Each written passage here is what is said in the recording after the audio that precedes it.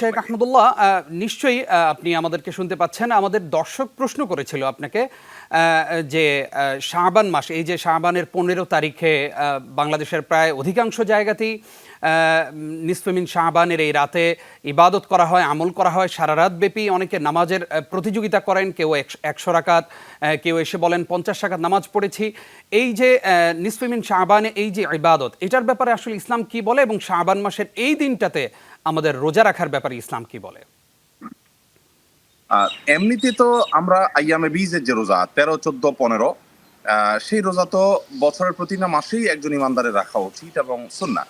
সেই হিসাবে শাবানের মধ্য রাত যেটি সেটি তো সেই 13, 14, 15 মধ্যেই পড়ে যায়। সেই হিসাবে একজন মানুষ রোজা রাখতেই পারেন।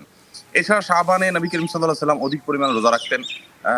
সেই হিসাবেও মধ্য শাবান এর দিনটি শাবানের মধ্যে পড়ার কারণে সেদিন রোজা রাখার একটা তাৎপর্য পাওয়া যায়। কিন্তু লাইলাতুন নিসফি মিন শাবান বা শবে বরাত যেটাকে আমরা বলি, সেই রাত উপলক্ষে রোজা, এটি কোনো বিশুদ্ধ হাদিস দ্বারা প্রমাণিত নয়।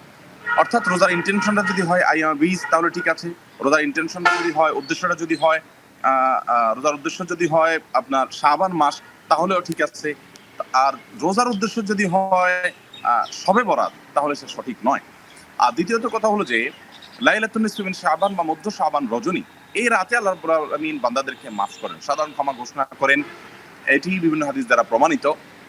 যাদের মধ্যে অন্যের প্রতি হিংসা আছে, বিদ্বেষ আছে, শিরকে যারা লিপ্ত, এই মানুষগুলো ছাড়া অন্য সব মানুষদেরকে, সব মুসলমানদেরকে আল্লাহ রাব্বুল আলামিন সাধারণ ক্ষমা ঘোষণা করেন। সাধারণ ক্ষমা পাওয়ার জন্য মানুষ আল্লাহর কাছে প্রার্থনা করলে, দোয়া করলে, ইবাদত বন্দেগী করলে সেটা দোষণীয় নয়। কিন্তু মধ্য শাবান রাত জেগে ইবাদত করতে হবে, এরকম করে আলাদা পৃথক কোনো নির্দেশনা কোরআন অথবা সুন্নাহর কোথাও পাওয়া যায় না।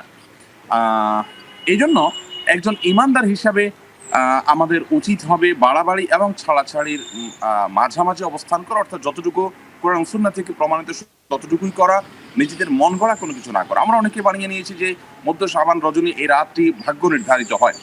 মূলত সূরা দুখানের শুরুর দিকে আপনি তাকালে দেখবেন আল্লাহ বলেছেন যে ফিহা ইউফরাকু কুল্লু আমরিন হাকিম, যে রাতে কোরআন নাজিল করা হয়েছিল সে রাতেই সমস্ত গুরুত্বপূর্ণ বিষয়গুলো ধার্য করা হয়। অর্থাৎ বছরের শ্রেষ্ঠ রাত কিন্তু লাইলাতুল কদর। আর যদি ইবাদতের রাত বলেন সবচেয়ে শ্রেষ্ঠ, তাহলে সেটি লাইলাতুল কদর, এবং সে রাতে ইবাদত বন্দেগী করার জন্য সুস্পষ্ট নির্দেশনা রয়েছে।